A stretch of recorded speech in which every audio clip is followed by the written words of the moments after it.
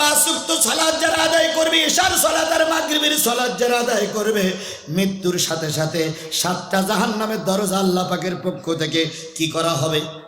বন্ধ হয়ে যাবে। এবার বলুন তো, জোহরের সালাত কয় রাকাত? আসরের সালাত কয় রাকাত? তাহলে জোহর আর আসরের সালাত মিলে কয় রাকাত হলো? 8 রাকাত হলো। বেহেশতে কয়টা? আল্লাহ নবী বলেন, এই জোহরের সালাত আর আসরের সালাত, এই 4 রাকাত সালাত যে ব্যক্তি কন্টিনিউ আদায় করতে করতে মৃত্যুবরণ করবে, ওই ব্যক্তি মৃত্যুর সাথে সাথে আল্লাহ পাক তার জান্নাতের সুসংবাদ দিয়ে দেবে। তাহলে নামাজে দোজখ বন্ধ হলো, নামাজে বেহেশত খোলা হলো। এবার বাকি আছে কয় ওয়াক্ত নামাজ? ওই ওয়াক্তর রাকাত কয়টা? এই 2 রাকাত নামাজ, ওই ওয়াক্তটার নাম হলো ফজর। ওয়াক্তটার নাম কি? ফজরের সালাত কয় রাকাত? এই 2 রাকাত সালাত যে বাজার আদায় করবে, কিয়ামতের দিন মুসিবতের কালে আল্লাহ তার 2টা পুরস্কার দেবে। 1 নম্বর পুরস্কার মরার সময় ঈমান নিয়ে মরবে, 2 নম্বর পুরস্কার কবরের আযাব মাফ করে দিবি। তাহলে যে সালাতে জান্নাত পাওয়া যায়, যে সালাতে জাহান্নাম বন্ধ হয়, যেই সালাতে কবরের আযাব বন্ধ হয়, যেই সালাতে শয়তানের ওয়াসওয়াসা বন্ধ হয়, ওই সালাত আজকে নিয়ত করতে হবে। যে গ্রুপের লোক হই না কেন, আওয়ামী লীগের ছেলেরা তোমরা মাহফিল দিয়েছো, আমি যতটুকু শুনলাম এখানে আওয়ামী লীগ, বিএনপি, জাতীয় পার্টি, জামাত ইসলামের ছেলেরা মাহফিল দিয়েছো, সকলের পায়ে পরে হাত থেকে বলতেছি, আগামীকাল থেকে আর যাই হোক সালাত কাজা করব না। কারা কারা 5 ওয়াক্ত সালাত আদায় করবেন একটু হাত উঁচু করে দেখান। দেখেন তো কারা কারা হাত তুলিনি? আল্লাহ, হাত উঁচু করে রাখেন। আল্লাহ, আমি আজিজুল ইসলাম অনেক দূর রাস্তায় অতিক্রম করে এসে তোমার বান্দাদেরকে সালাতে রওদাবদ্ধ করে তোমার দরবার পর্যন্ত পৌঁছাই দিয়েছি। আমার দায়িত্ব তোমার দরবার পর্যন্ত পৌঁছাই দেওয়া, আর তোমার দায়িত্ব হেদায়েত দেওয়া। আল্লাহ আমাদের সবাইকে হেদায়েত দিয়ে 5 ওয়াক্ত সালাত ঠিক মতন আদায় করার তৌফিক দান করুন। সকলে বলুন আমিন। তাহলে প্রথম কাতারে দাঁড়িয়ে আছে কারা? হ্যাঁ বলেন, প্রথম কাতারে দাঁড়িয়ে আছে কারা? বেনামাজির ইন্টারভিউ হয়ে গেল, এবার জান্নাতীরা 2 নম্বর কাতারে বলতেছে, হ্যাঁ বুঝলাম তো, ওরা নাম বেনামাজি। এই তোমরা 2 নম্বর লাইনে কিছু লোক দাঁড়িয়ে আছো, তোমরা কারা?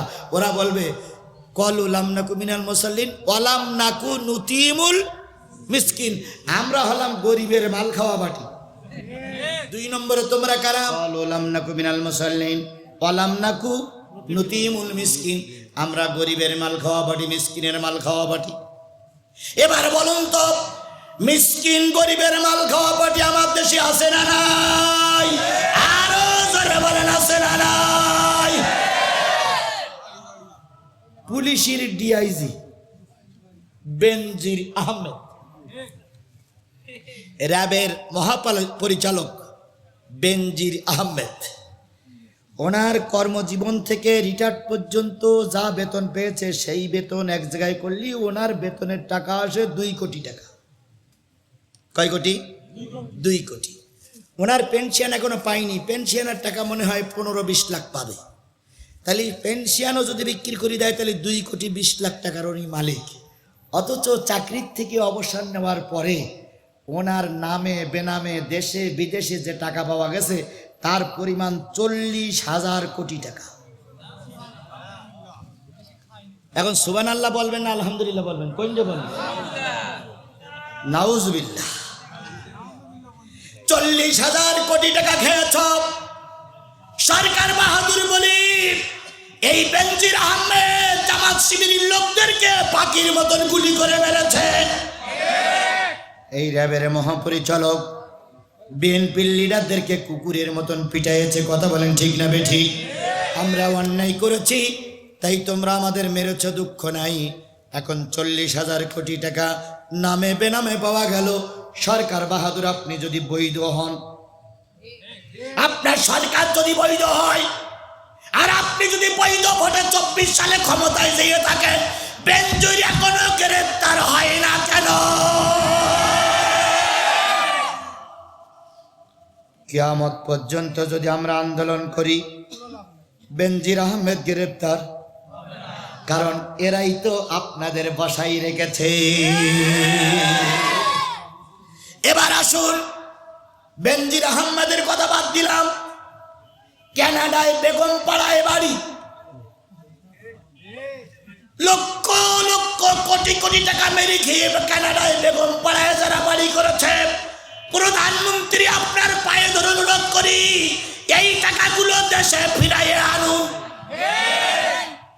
চেয়ারম্যানই ভোটে পাশ করার সময় দুখন স্যান্ডেল পায়ে দেশে 2 পার দুগুণ ফিতে একটা ছেড়ে গেলে বাগানে ফেলাই দিয়ে খালি পায়ে চলে আস। জনসভায় যেয়ে বলেছে, জনসভায় যেয়ে বলছে আমার জুতো কি হারাই গেছে মসজিদে, ছেঁড়া জুতো ফেলে দিয়ে গেল। এই চেয়ারম্যান একবার ক্ষমতায় যাবার পর 2 বছর পরে পাজারু গাড়ি কিনেছে, তারপরে 125 না কি আছে একটা 4 লাখ টাকা দাম মোটরসাইকেল R15 চালায় বেড়ার হু হু হু হু করি বেড়ায়। জনগণ কয় টাকা বেতন পান? মাসে পাই 8,000 না 7,000, 8 বারং 96,000, মাসে পাই 1 লাখ টাকা। এই R15 1 বছরে 5 লাখ টাকা দিয়ে কেনলেন কি করে? ওসব তোমরা বুঝবা না,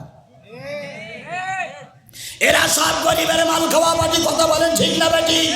এই গরিবের মাল খাওয়া পার্টিগুলো যাবে কোথায়? আরো জোরে বলেন যাবে কোথায়? এখন আপনি মনে করতেছেন ওরা তো জাহান্নামে যাবে, আমি তো ভালো আছি। আপনি ওদের সঙ্গে দল করতেছেন, ওদের অফিসে বসে আপনি চা খাচ্ছেন, ওদের আপনি ভোট দিচ্ছেন, ওদের আপনি সাপোর্ট করতেছেন। ওই মাল খাওয়া পার্টিগুলো যখন দোজখে যাবে আপনারও রেখে যাবে। এই জন্য আজকের থেকে কোরআনের মাহফিল থেকে তওবা করতে হবে। যেই দলের নেতা কর্মী, যেই দলের এমপি মন্ত্রীরা গরিবের মাল টানে, গরিবের মাল খায়, গরিবের মাল গরিবের কাছে বুঝাই দেয় না, তওবা করলাম ওই দলে থাকবো, ওই দলে থাকবো।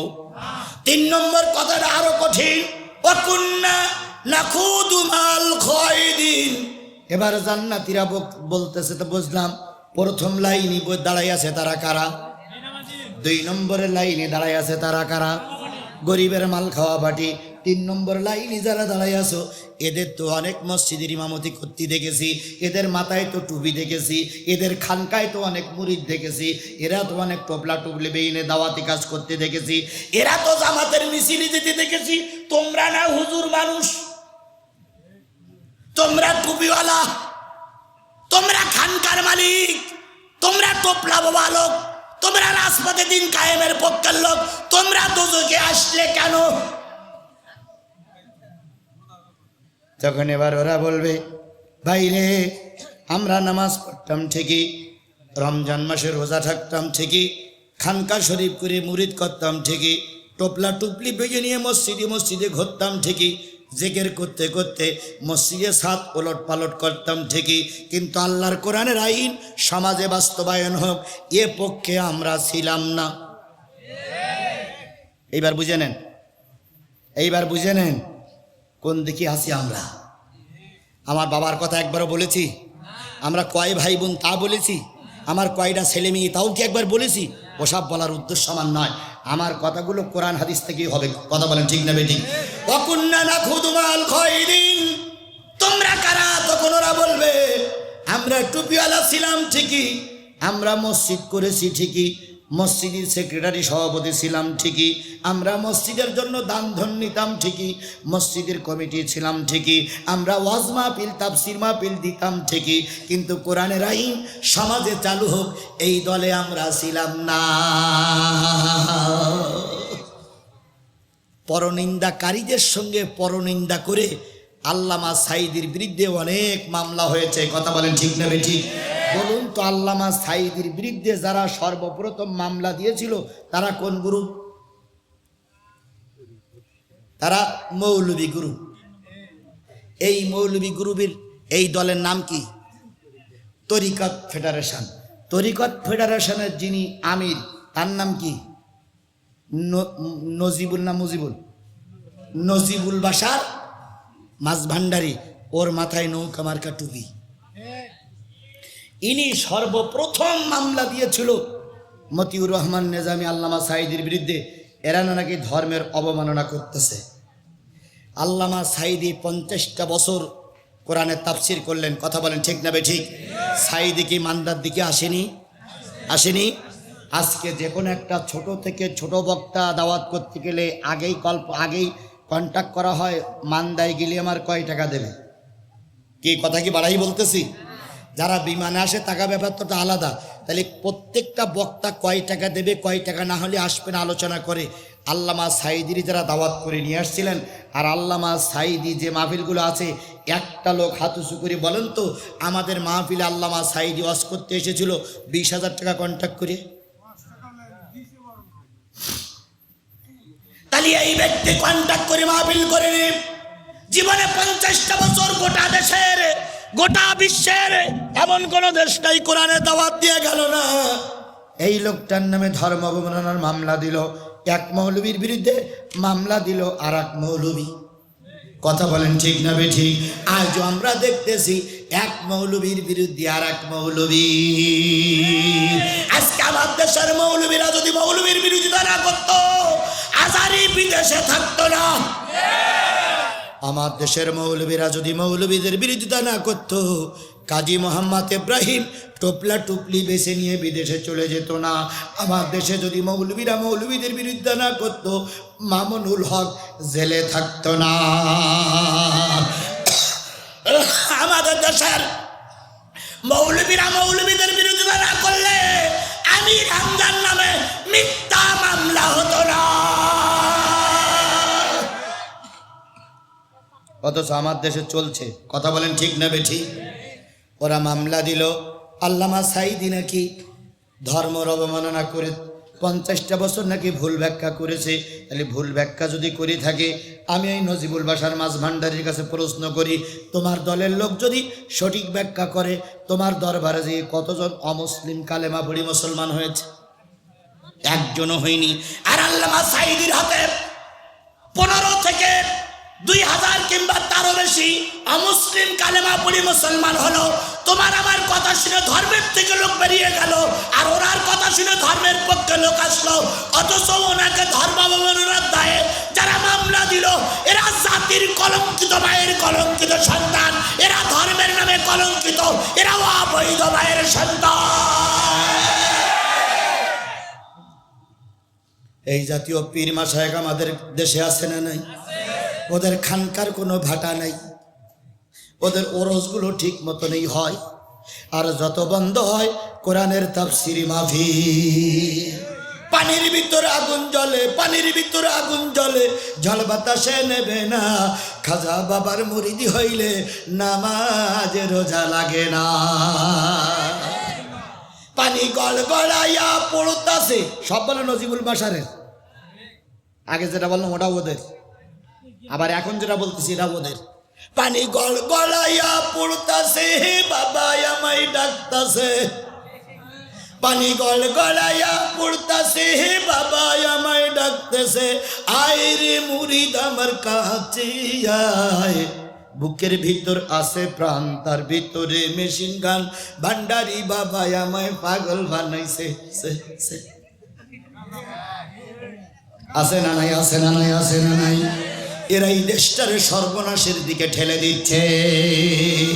হারাইলাম ধন মানিকি রতন, হারাইলাম ধন মানিকি রতন, আর কি ফিরে পাবো তোমার?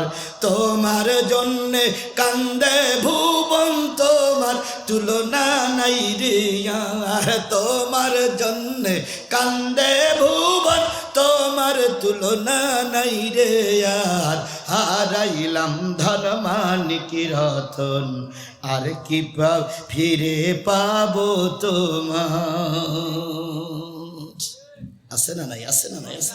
তুমি আমার দয়াল বাবা, তুমি আমার কিবলা কাবা, তুমি বিনা আসে কে বা অধমের এই দুনিয়া।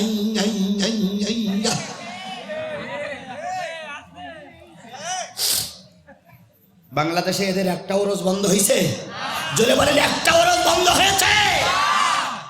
এদের ব্যবসা ঠিকই চলতেছে।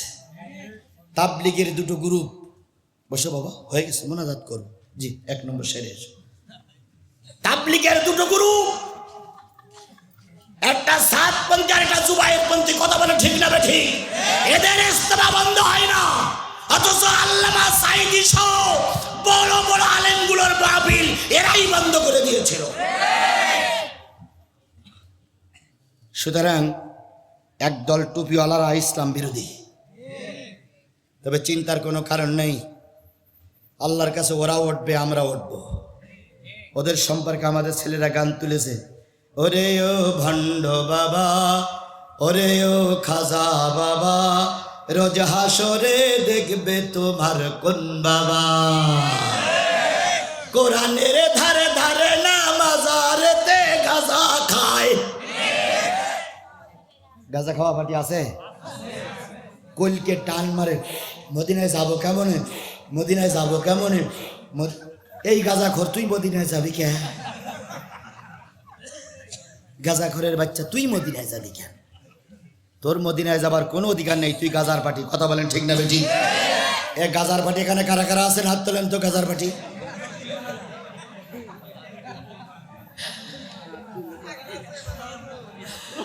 আল্লাহ কাইম ভাই, আমার দোষ নাই বলি না, 10টা তুলবে, তোলেন না আপনারা ঠকাবেন, আপনারা ঠকবেন।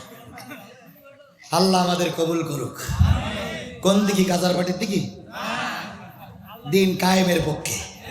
কিসের পক্ষে? আরো জোরে বলেন, কিসের পক্ষে? আল্লাহ আমাদের দিন কায়েমের পক্ষে কবুল করুক। ভাই এখন আরেকটা আছে বলো বাকি। 3 গ্রুপের ইন্টারভিউ চলছে, 3 গ্রুপের ইন্টারভিউ চলছে। ওই ভিতরেতে জাহান্নামে ফেরেশতারা দরজা খুলে দিয়েছে, আর এখানে 100 কোটি দাঁড়াই আছে। কারা? তার ভিতরে বাংলাদেশের কয় কোটি? 2 কোটি লোকের সঙ্গে বাংলাদেশি লোক জিজ্ঞেস করতেছে, ওরা বলতেছে আমরা ছিলাম বেনামাজি। 2 নম্বর আমরা ছিলাম কি? মালখোর। 3 নম্বর আমরা ছিলাম দিন কায়েমের বিপক্ষে শক্তি। ইন্টারভিউ হচ্ছে, ফেরেশতা কিন্তু দাঁড়াই দাঁড়াই শুনতেছে, আর এদিক জাহান্নামীরা উত্তর দিচ্ছে। এখন ফেরেশতা শেষে কি বলবে এটা আমরা শুনে যাব না? এটা কিন্তু কোরআন শরীফে লেখা আছে, কি বলে ওইটা শুনেই আমরা বিদায় নেব ইনশা।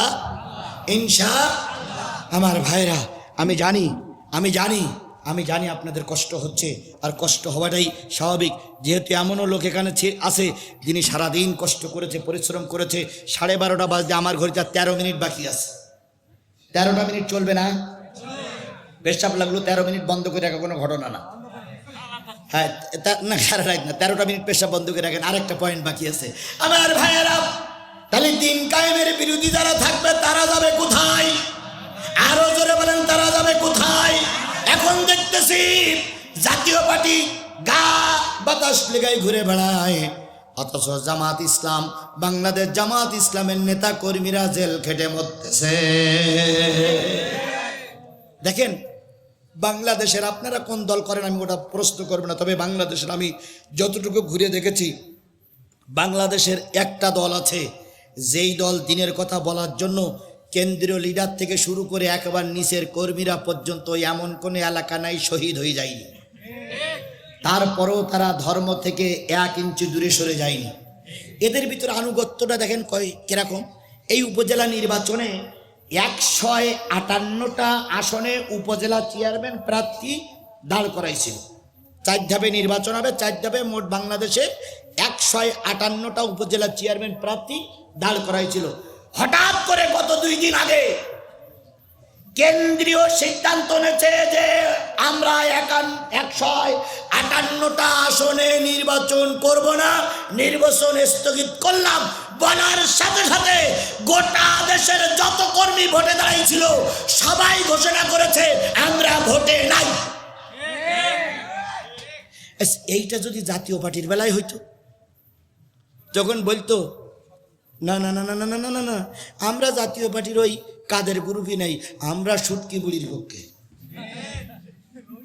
আবার সুটকি বুড়ি যদি বলতো আমি নির্বাচন করব না, তখন এরা বলতো আমরা কাদেরের পক্ষে। কি কথা বলেন ঠিক না বেটি? আবার যদি সুটকি বুড়ি আর কাদের যদি 2 জনে নির্বাচন থেকে বসে যেত, তখন ওরা বলতো আগে নিষেধ করুনি কেন, এখন আমি ভোট চেয়ে বেড়াইছি, এখন আমি কোটি কোটি টাকা খরচ করেছি, আমার ফিল ভালো, আমি এখন স্বতন্ত্র।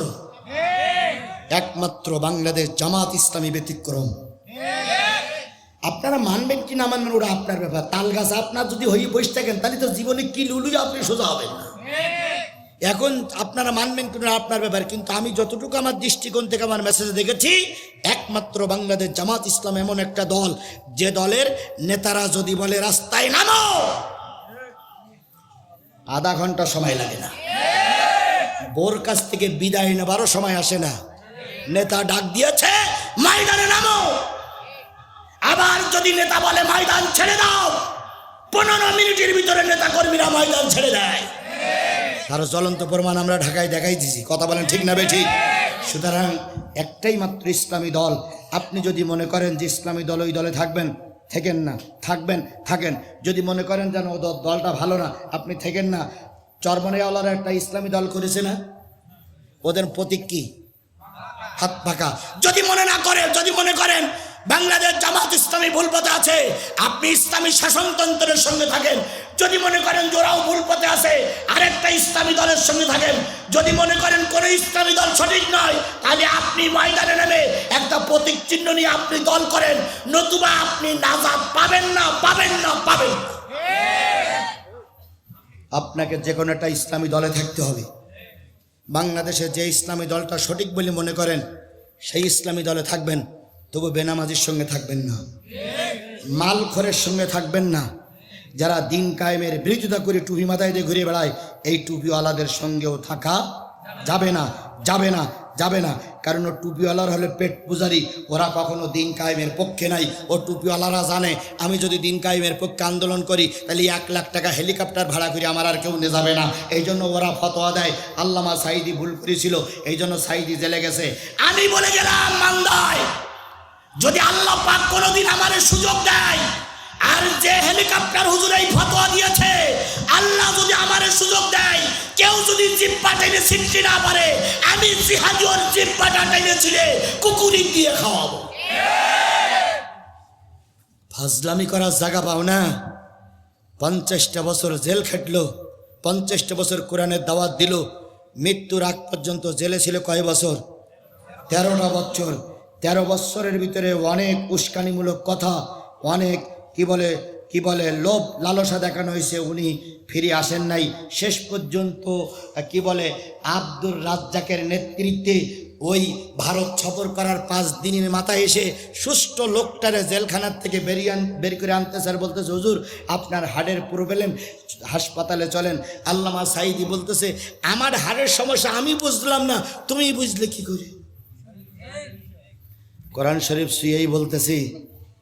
উনি যাবার সময় ছেলে মেয়েদের সঙ্গে বলে যেতে পারেননি, কারণ ছেলেদের ওনার পাশে যেতে দেয়নি, স্ত্রীরও পাশে যেতে দেয়নি। একজন পুলিশকে ডেকে বলেছেন, আমার এই কথাটা আমার ছেলেদের বলো যে ওরা আমাকে কি কায়দায় মারতেছে। উনি যাওয়ার সময় একজন পুলিশকে বললেন, আমার হাড়ের প্রবলেম নেই, ওরা কিন্তু হাড়ের প্রবলেম দেখে আমাকে হাসপাতালে নিয়ে আসছে। এরপরে হাসপাতালে ভর্তি করে যখন ডাক্তার চিকিৎসা দিচ্ছে, উনি স্পষ্ট করে বলেন, আমার তো কোনো সমস্যা নেই, আমাকে নিয়ে আসছেন কেন? ডাক্তার বলেন, আপনাকে চেক আপ করতে হবে। চেক আপ করার পরে ওনাকে সবাই দিলেন। সবাই দেওয়ার পরে যখন ওনার নাভিতে ইঞ্জেকশন দিলেন, তখন উনি বলতেছে, আমার ইঞ্জেকশন দেওয়ার দরকার নেই, আর ইঞ্জেকশন দেওয়ার আগে আমার বাচ্চাদের ছেলেদের আমার পাশে আসুন। ওনারা বলতেছে, সরকারের নির্দেশ আপনাকে ইঞ্জেকশন দিতে হবে। নাভিতে ইঞ্জেকশন দেওয়ার 3 মিনিটের ভিতরে উনি ঘুমালেন। ওই ঘুম ওনাকে মৃত্যুর কোলে ঢেলে দিল। তাহলে বোঝা গেল উনি হার্ট স্ট্রোক করে মারা যাননি, ওনাকে ইঞ্জেকশন করে পুশ করে মেরে দেওয়া হয়েছে। কথা বলে ঠিক না বেটি? আল্লামা সাঈদীরে পুশ করে মেরে দিয়েছ, চিরকাল ক্ষমতায় থাকতে পারবে না। একদিন জাতি তোমাদেরকে জুতা পিটা করে বাবার বাড়ি পাঠাবে। আল্লামা সাঈদী তুমি মরুনি, শহীদ হয়েছ তুমি এটাই জানি। আল্লামা সাঈদী তুমি মরুনি, শহীদ হয়েছ তুমি এটাই জানি। কারাগারে কাটালে 13টি বছর, বাতিল খেপেছে তোমার দেখে থর থর। তুমি যে ছিলে মোদের নয়ন মনি, শহীদ হয়েছ তুমি এটাই জানি। শহীদ হয়েছ তুমি এটাই জানি। তাহলে 3 নম্বর গ্রুপে যারা আছে, তারা দিন কায়েমের, কোরআনের রাজ কায়েমের বিপক্ষে। আল্লাহ আমাদের কোরআনের রাজ কায়েমের পক্ষে কবুল করুক, বিপক্ষে যেন কবুল না করে। অকুন্না নুকাযযিবু বিয়াউমিদ্দিন। এবার জান্নাতীরা বলল, বুঝলাম সামনে হলো বেনামাজি, তারপরে মাল খাওয়া বাটি, তারপরে কি দিন কায়েমের বিরোধী শক্তি। তোরা কারা রে ভাই? 4 নম্বর লাইনই তোরা কারা? ওরা বললাম আমরা পরকাল অস্বীকারী, পরকালে বিচার হবে, কবর আছে, মিজান আছে, ফুলসুরাত আছে, হিসাব করে জান্নাত যেতে হবে, জাহান্নামে যেতে হবে, এটা আমরা বিশ্বাস। এ গ্রুপের ভিতরে আছে না নাই? বুঝবেন কি করে? যাবার সময় একই ভ্যানে আইছেন, একই মোটরসাইকেল আছেন, যাচ্ছেন আর বলতেছেন, ভাইরে আজকে জিহাদি কি কথাগুলো বলল শুনলি? তাহলে তুই কোন গ্রুপই? তখন পিছনেরটা বলে, ও হুজুররা কত রকম বলে, বাদ দে, হুজুররা কত রকম বলে। তখন ওই সামনের লোকটা বলে কি যে হুজুররা কত রকম বলে ঠিকই, কিন্তু এক হুজুর তো কোরআন হাদিস দিয়ে বলিস, তারপরে তোর কি বিশ্বাস হয় না? বল দিন ভাই, যদি এতই ভালো হুজুর হবে তো ওয়াজ করে টাকা নিয়ে গেল কেন? ও হুজুর যদি এতই ভালো হবে তো ওয়াজ করে টাকা নিয়ে গেল কেন? এরম বলা লোক আছে? এরাই হলো পরকাল অস্বীকারী। এই পরকাল অস্বীকারী দলের ভিতরে আমরা থাকবো। 4 গ্রুপের ইন্টারভিউ হয়ে গেল, ফেরেশতারা শুনলো, শোনার পরে আবার ফেরেশতারা কি বলবে শুনবেন? বলবো। ফেরেশতারা এতক্ষণ বলে 4 গ্রুপের আলোচনা শুনেছে, ওই ফেরেশতাতে ওই জান্নাতি মানুষের প্রশ্ন আর এরা উত্তর দিচ্ছে। এবার ফেরেশতারা বলতেছে না, এখানে কলুবালা, ওই লোকগুলো বলবে হ্যাঁ হুজুর আমাদের কাছে গিয়েছিল, ওয়ালাকিন হাক্কাত কালিমাতিল আযাবি আলাল কাফিরিন, কাফেরদের বেলায় যে আযাব হবে, আমরা এই 4 গ্রুপের বেলায় যে আযাব হবে এটা হুজুররা বলেছিল, কিন্তু আমরা সেদিনকে হেসে উড়িয়ে দিয়েছিলাম, আমরা সেদিনকে আনন্দ করে উড়িয়ে দিয়েছিলাম। ফেরেশতা এতক্ষণ শোনার পরে এইবার রেগে মেরিকে বলবে, কিলা দুখুলু আবওয়াবা জাহান্নাম, এই নেতা, এই মাল খাওয়া বাটি, এই দিন কায়েমের বিরোধী শক্তি, এই হুজুরদের বিরুদ্ধে মামলা দেওয়ার শক্তি, ঢোক। কিলা দুখুলু আবওয়াবা জাহান্নাম, জাহান্নামের দরজা দিয়ে ঢোক। কারা বলবে? ফেরেশতারা রেগে মেগে বলবে ঢোক। খালিদিনা ফিহা, অনন্তকাল এখানে থাকবি। ফাবিসা মাসওয়াল মুতাকাব্বিরিন, খুব অহংকার করতিস, খুব অহংকারের ভাব নিয়ে অনেকের নির্যাতন অত্যাচার করেছিলি, এখন চিরকাল এখানে থাকবে। আর একটা জিনিস জেনে রাখিস, অহংকারীদের আবাসস্থল এরকম জায়গায় হয়। তাহলে কোরআন মেনে চললে জান্নাত, কোরআন না মেনে চললে জাহান্নাম। সর্বশেষ সকলের কাছে দাবি, যতদিন বেঁচে আছি কিসের পক্ষে? সবাই মিলে হাত উঁচু করে বলেন কিসের পক্ষে? আল্লাহ আমাদের সবাইকে কোরআনের পক্ষে কবুল করুক। আরো জোরে বলেন আমিন, আরো জোরে আমিন, আরো জোরে আমিন। আমি আপনাদের সামনে এই যে যুবকেরা, এই ছেলেরা বসেন ভাই, বসেন, হয়ে গেছে। যে ছেলেরা আজকে মাহফিল দিল, আমি ওই ছেলেদের কাছে বলি, বাবা কোন দল করো আমি শুনতে চাবো না, তবে তোমরা যারা মাহফিল দিয়েছো এরকম 1000 মাহফিল যদি এক দাড়ি পাল্লায় রাখা হয়, আর আগামীকালকের সকালবেলা ফজরের সলাৎ যদি না পড়া হয় যে গোনা হবে, এই মাহফিলের সওয়াব দিয়ে ওই নামাজ না পড়ার গোনা কি এক করা যাবে? নামাজ না পড়লে গোনা বেশি হবে না কম হবে? এই জন্য সকলের কাছে পায়ে ধরে অনুরোধ করে গেলাম, যতদিন বেশি আছি 5 ওয়াক্ত সালাত আদায় করব। মা বোনেরা, আপনারা অনেকক্ষণ বসে বসে শুনেছেন, আপনাদেরও বলি, এই 4টে কথা কিন্তু শুধু পুরুষের জন্য না, আপনাদের জন্য। আপনারা সালাত আদায় করবেন, দিন কায়েমের পক্ষে থাকবেন, শরীরের হেফাজত করবেন, পদ্মা পুশিটা মেনে চলবেন। আল্লাহ সবাইকে কবুল করুক, আল্লাহুম্মা আমিন।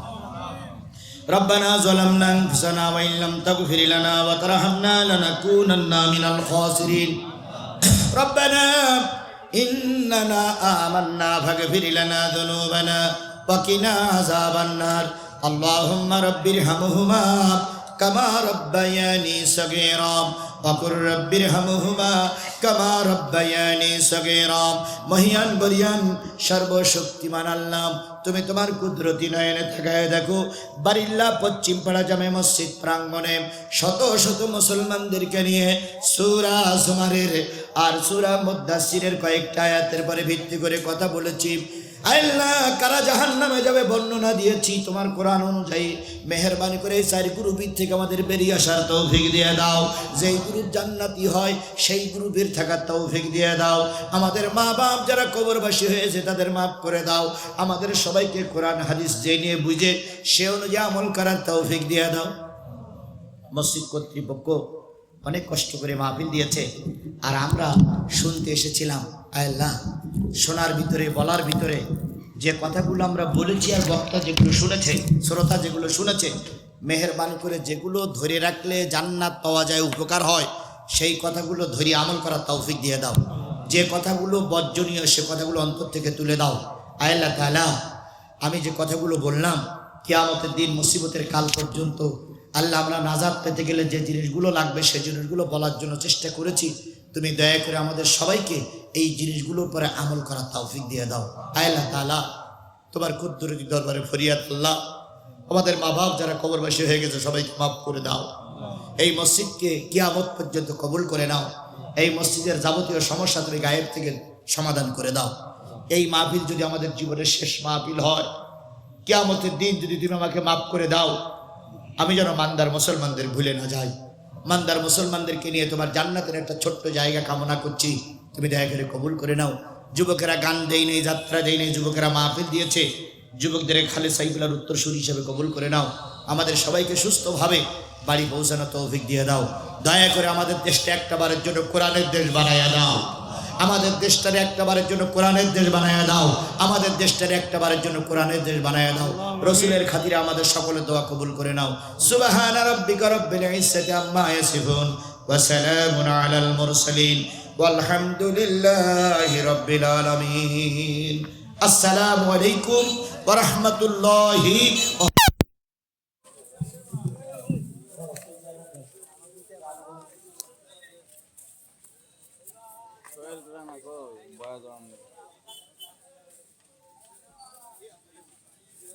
বারাকাতুহু।